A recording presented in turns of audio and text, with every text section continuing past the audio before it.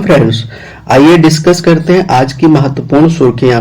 शिक्षक भर्ती के लिए अध्याचन का प्रारूप तैयार। शिक्षा सेवा चयन आयोग को कार्मिक विभाग से मंजूरी का इंतजार। यह न्यूज है फ्रेंड्स आपकी प्रयागराज से।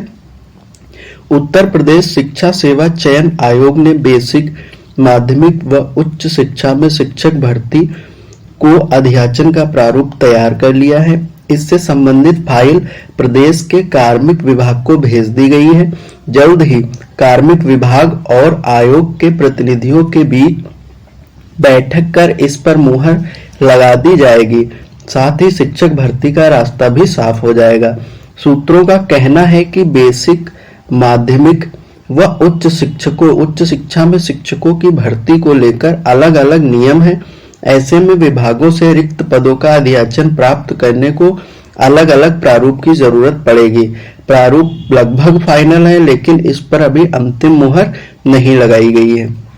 जल्द ही कार्मिक विभाग में बैठक की जाएगी। अगर कोई विसंगति सामने आती है तो उसे दूर किया जाएगा। कार्मिक विभाग से अध्याचन के प्रारूप को अंतिम मंजूरी मिलने के बाद इसे एनआईसी को भेज दिया जाएगा, जिसके बाद रिक्त पदों का अध्याचन मंगाने के लिए पोर्टल तैयार किया जाएगा।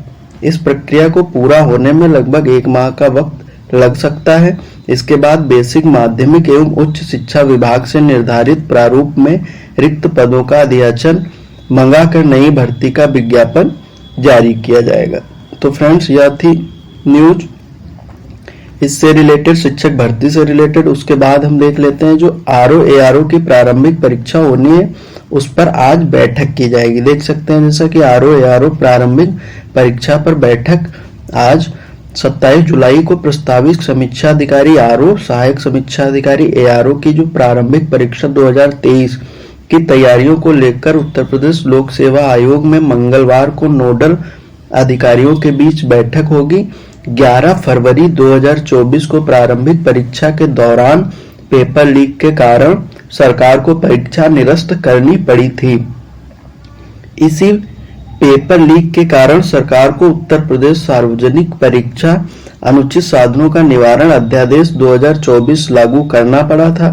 पहले तो सरकार ने 1 से अधिक दिन में परीक्षा कराने का निर्णय लिया था, लेकिन मानकीकरण के विरोध के बाद पहले पीसीएस 2024 और फिर आरओ-एआरओ 2023 की प्रारंभिक परीक्षा 1 दिन में कराने का निर्णय लिया गया है। 1.5 साल बाद दोबारा होने जा रही है परीक्षा और कई बदलाव इसमें हो चुके हैं। उसके बाद फ्रेंड्स, हम टीजीटी पीजीटी से रिलेटेड न्यूज देख सकते हैं। यहाँ पे दिया गया है कि आयोग ने परीक्षा तिथि का नोटिस हटाया। फ्रेंड्स, यह प्रयागराज से न्यूज है कि उत्तर प्रदेश शिक्षा सेवा चयन आयोग ने टीजीटी पीजीटी परीक्षा तिथि का जो नोटिस दिया था उसे अपने एक्स हैंडल से डिलीट कर दिया है।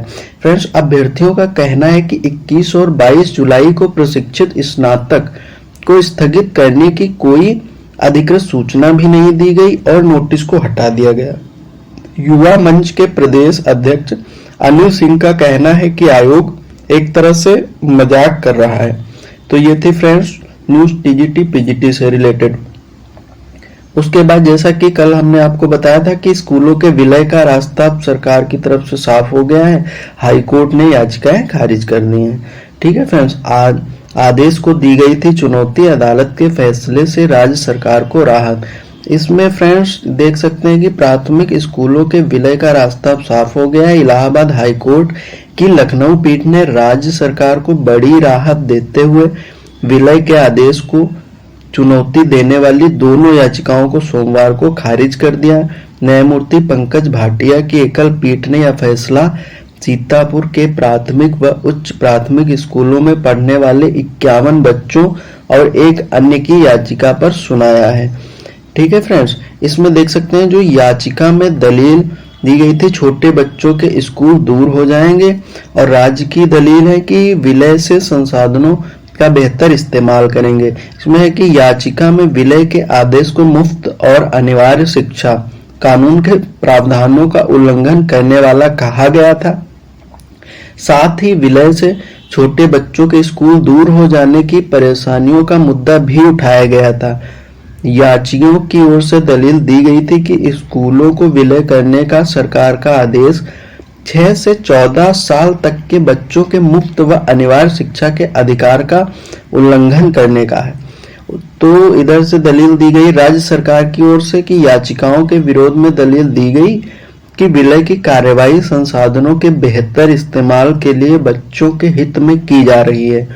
सरकार ने ऐसे 18 प्राथमिक स्कूलों का हवाला दिया था जिनमें एक भी विद्यार्थी नहीं है।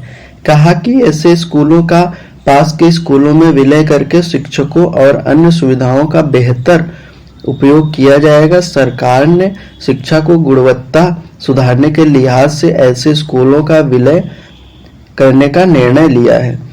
विलय के बाद खाली हुए स्कूल में चलेंगी बाल वाटिका। विभाग ने कहा कि स्कूलों के विलय के बाद खाली स्कूल बंद नहीं होंगे। इन विद्यालयों का प्रयोग बाल वाटिका के रूप में किया जा सकेगा। और इधर अभी जारी रहेगा शिक्षक संगठनों का विरोध। अभी विरोध जारी रहेगा स्कूलों के विलय को लेकर। शिक्षक संगठन का विरोध जारी रहेगा। इस मामले में शिक्षक संगठनों ने बेसिक शिक्षा राज्य मंत्री स्वतंत्र प्रभार संदीप सिंह से मिलकर अपना विरोध दर्ज कराया। तो यह थी फ्रेंड्स न्यूज स्कूलों के विलय से रिलेटेड। उसके बाद जो स्क्रूटनी हुई है उससे रिलेटेड न्यूज देख लेते हैं कि स्क्रूटनी में 5,946 विद्यार्थियों के प्राप्तांक जो हैं वो बदले हैं। इसमें इंटरमीडिएट में 5,131 और हाई स्कूल में 815 विद्यार्थियों के प्राप्तांक में बदलाव हुआ है। यूपी बोर्ड ने स्क्रूटनी वर्ष 2025 का परिणाम जारी कर दिया है। स्क्रूटनी के लिए 31,194 आवेदन मिले थे। इनमें से 5,946 विद्यार्थियों के प्राप्तांक में बदलाव हुए हैं। परिणाम से असंतुष्ट हाई स्कूल के 5,495 आवेदन में से 815 और इंटरमीडिएट के 25,699 आवेदनों में 5,131 परीक्षार्थियों के प्राप्तांक में परिवर्तन हुए हैं। सर्वाधिक 12,317 आवेदन बोर्ड के प्रयागराज क्षेत्रीय कार्यालय को मिले थे। इनमें हाई स्कूल के 2,316 आवेदन में से 373 परीक्षार्थियों व इंटरमीडिएट के 10,001 आवेदन में से 1,717 अभ्यर्थियों के प्राप्तांक में बदलाव हुए हैं। वहीं प्राप्तांकों में बदलाव की संख्या के मामले में दूसरे नंबर पर मेरठ क्षेत्रीय कार्यालय है। यहाँ हाई स्कूल में 845 आवेदन में से 152 और इंटरमीडिएट के 4,452 आवेदन में से 1,284 विद्यार्थियों के प्राप्तांक में परिवर्तन हुए हैं। वाराणसी क्षेत्रीय कार्यालय के हाई स्कूल के 1,200 आवेदन में से 90 और इंटरमीडिएट के 6,133 आवेदन में से 1,220 के प्राप्तांकों में बदलाव हुए हैं। इसी प्रकार गोरखपुर में देख सकते हैं कि हाई स्कूल के 583 में 110 और इंटरमीडिएट के 2946 में से 552 अभ्यर्थियों के प्राप्तांक में बदलाव हुए हैं। बरेली में 551 में 90 और 2,167 इंटरमीडिएट में 358 में बदलाव हुए हैं। तो फ्रेंड्स ये देख सकते हैं आज की न्यूज़। तो फ्रेंड्स अगर वीडियो आपको हेल्पफुल लगी हो तो वीडियो को लाइक करें और इसी प्रकार की डेली लेटेस्ट अपडेट्स प्राप्त करना चाहते हैं तो फ्रेंड्स चैनल को सब्सक्राइब करना बिल्कुल भी ना भूलें।